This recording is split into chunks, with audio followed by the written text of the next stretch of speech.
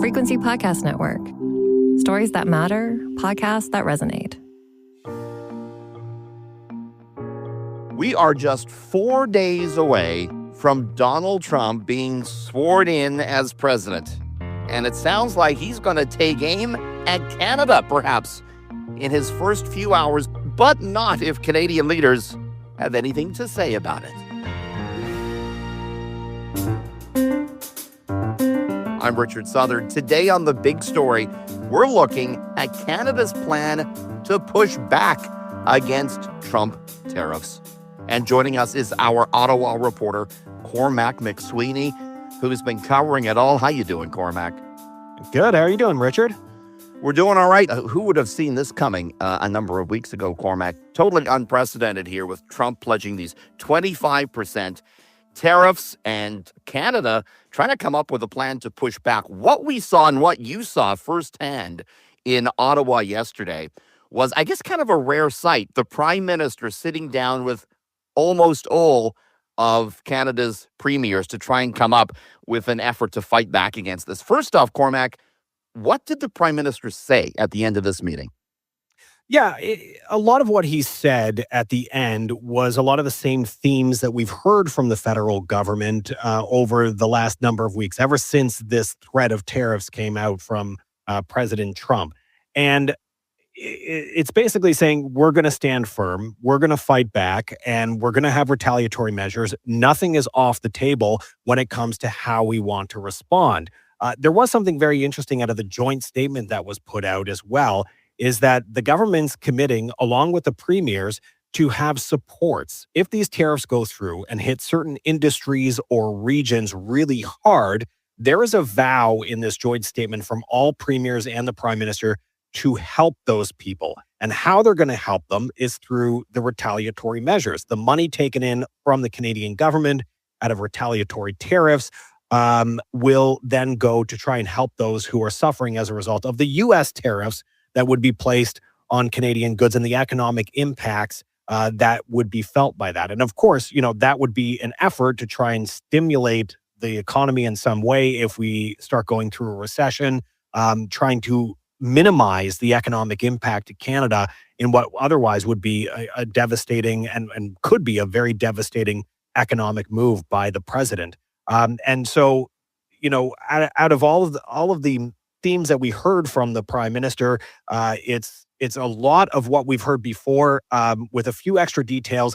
The big question, though, is what are those retaliatory measures? We haven't had that answered yet. There's been a lot of speculation, some talk, some hints about things like orange juice, alcohol like bourbon, American steel, ceramics like toilets and sinks, things like that. The big one as well is the potential of using energy as a point of leverage in this dispute. And that's really where the drama came in this get-together in Ottawa yesterday, because there was one signature, Cormac, not on that final communique, right? Yeah, a united front -1.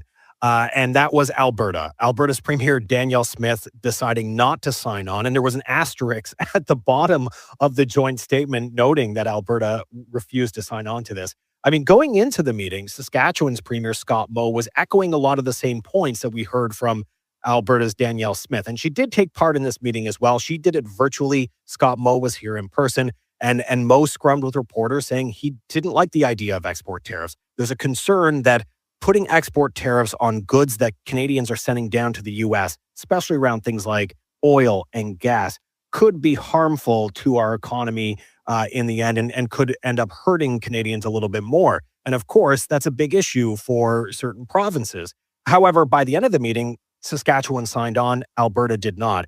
And in a statement released on social media, Alberta's Premier Danielle Smith said it is those export tariffs, the idea that Canada may say, if you want our oil and gas anymore, you're going to have to pay a bit more, America.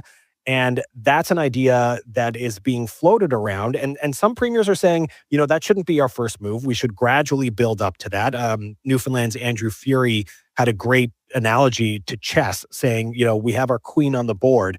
We want our opponent to see the queen, but we don't want to let our opponent know when we're going to move the queen and how we're going to move the queen.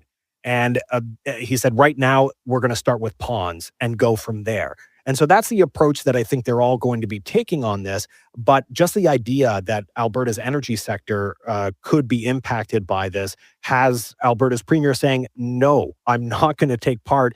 On Twitter, she writes, Danielle Smith on her Twitter account, quote, federal government officials continue to publicly and privately float the idea of cutting off energy supply to the U.S. and imposing export tariffs on Alberta energy and other products to the United States.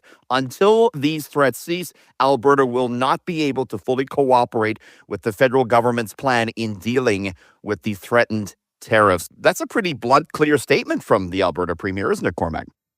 It is. And she really started to drive this home as well after her trip to Mar-a-Lago over the weekend. She took advantage of an invitation from businessman and reality TV star Kevin O'Leary to come down to Mar-a-Lago and meet President Trump. She did. She had some time.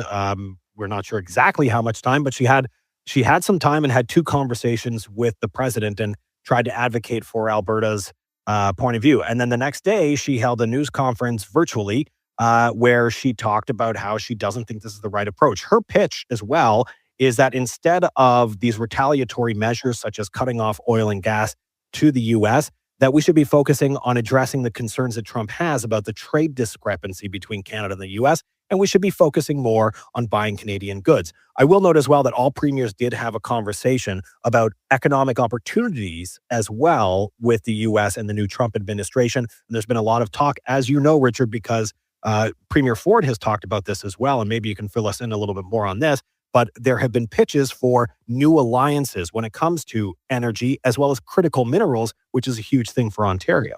Yeah, I mean, I cover Ford, and he's been obviously very outspoken on the tariffs since Trump announced his intention to perhaps put them in. And Ford almost daily in Ontario has been holding news conferences talking about how Ontario and Canada on a whole can better work with the United States. As you say, new agreements on critical minerals that could be sent down, how Ontario wants to build out its so-called ring of fire, all the minerals located in the northern part of the province, how they would go about extracting those and working with the United States on shipping them down. Kind of a little bit of a reversal from the Ontario premier from what we heard from him a few weeks ago, Cormac, when he came out and threatened to cut off electricity supplies that Ontario sends to a number of U.S. states. We haven't heard much on that from him since. But as you saw in Ottawa yesterday, the prime minister did say that basically everything is on the table, right? It's the progression of how they approach it. So with everything being on the table, as I mentioned before, it looks like some premiers want a more escalating approach. Start with certain things that will send a message to the U.S., and then you gradually build up to those larger threats that could have a much larger impact on the U.S. because the U.S. relies heavily on our energy and our electricity, whether it be hydroelectricity from certain provinces or, of course, with Alberta's case, sending a lot of oil and gas down to the States. So there's a big reliance there, and there's a lot of leverage that could be had with that. But, you know, you don't want to show your full hand. You don't want to show all your cards when you're sitting at a poker table. And so that's the approach that we're going to get out of all of this. The issue, I think, for Canada here is something that Ontario's Doug Ford mentioned, that we could be taking a step back when it comes to negotiating with the U.S. if we don't have a fully united front. He didn't flat out say it, but he suggested that Alberta's Danielle Smith was playing into Trump's hands, that he was falling into his negotiating traps. And by not having a united front, he said that Donald Trump sitting there rubbing his hands together because he could keep Canada divided, and that would help him in trying to push for whatever his goals are. And Ford said, united we stand, divided we fall. And he finished with the urging that moving forward, we continue to be united. But as you point out, Danielle Smith seems very clear on her approach to this, and there doesn't seem to be a lot of wiggle room with her stance. Ford is very pro-retaliatory tariff. I think he used the analogy yesterday, Cormac. You know, if someone hits you over the head with a sledgehammer, you hit them back twice as hard with that sledgehammer. But I mean, don't you think there's a risk here if you go hard with retaliatory tariffs? Trump's the type of guy who doesn't take very kindly to threats or pushback, right? Well, yes and no. I mean, we can take an example from his first term in office. He slapped tariffs on Canadian steel and aluminum, alleging that China was using Canada as a dumping ground for steel and aluminum. And Canada fought back with dollar for dollar tariffs. And so when we did that, it wasn't immediate, but eventually we got through that and those tariffs were dropped. Um, but it took a lot of doing. It took a strong stance, and there was that quote unquote Team Canada approach. So we'll see how this works out, how long these tariffs are in place. And many people have pointed out that Donald Trump, his whole game book, it was already written, the art of the deal. It's to throw your opponent off before you try to get what you want. We saw the steel and aluminum tariffs. It was happening during the NAFTA renegotiations. The now USMCA, whatever you want to call this trade deal between our countries, that renegotiation is up next year, or review, I should say. And he's threatening these tariffs at this time, and it's definitely throwing Canada off at the moment. And there are a lot of, fingers being pointed back and forth. We'll see how this plays out. You know what struck me watching that yesterday? It's pretty clear the federal government, Canada, they have no idea what Trump's going to do, right, with these tariffs. There could be a less than 25%. There could be carve-outs for things like commodities or resources like oil and gas or electricity. Trump could really just do anything. It's unclear. And so that's why the federal government and the premiers are all saying, we're not going to tell you exactly what we're going to do just yet. I mean, there are a lot of hints at the moment, and people can figure out how they're going to approach it just by piecing it all together. But at the same time, if we don't know what Trump is going to do, then we don't know how to react to it. And so that's the approach that they're taking. We're going to wait and see what Trump does, what he places tariffs on, how much those tariffs are, and then we'll respond in kind to the best strategy that we think. But there is some division as to what that response should be. And we'll see whether Trump tries to take advantage of any division within Canada with one province premier being separate from the rest.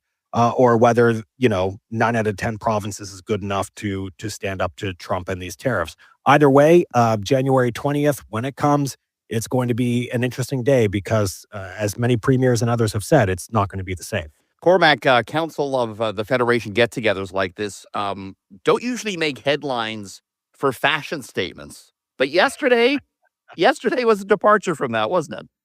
It was. I was surprised to see Doug Ford walking in with a hat on, and it took a second for me to squint and read what was on his hat, but it said Canada is not for sale. That was a very interesting move, sort of an anti-MAGA or throwing the MAGA hat back at Donald Trump. It definitely sent a clear message. I know, Doug Ford likes to do certain things that not every politician does, like getting out of his car and shoveling snow to help people who were stuck in the snow in cars. Have you ever seen him wear hats like that? He's not a hat guy. He actually said that, I think, subsequently. I'm not much of a hat guy, but I like this one. Not only did it say Canada is not for sale on the front, but on the side, it was embroidered, Cormac, 1867.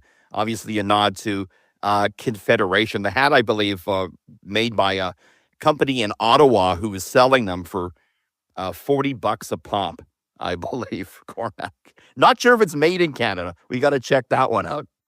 Yeah, this is the other interesting thing is when I tweeted that out, as I'm sure many other reporters saw as well, the immediate responses that I got were, where can I get this? I want this. And that's from people across party lines. And so I think, even when you're seeing some people who work in the Prime Minister's office saying, great hat, I think there's a united front and standing up and making sure that Canada's not merged with the U.S. and that we stand up to any talk of annexing our country.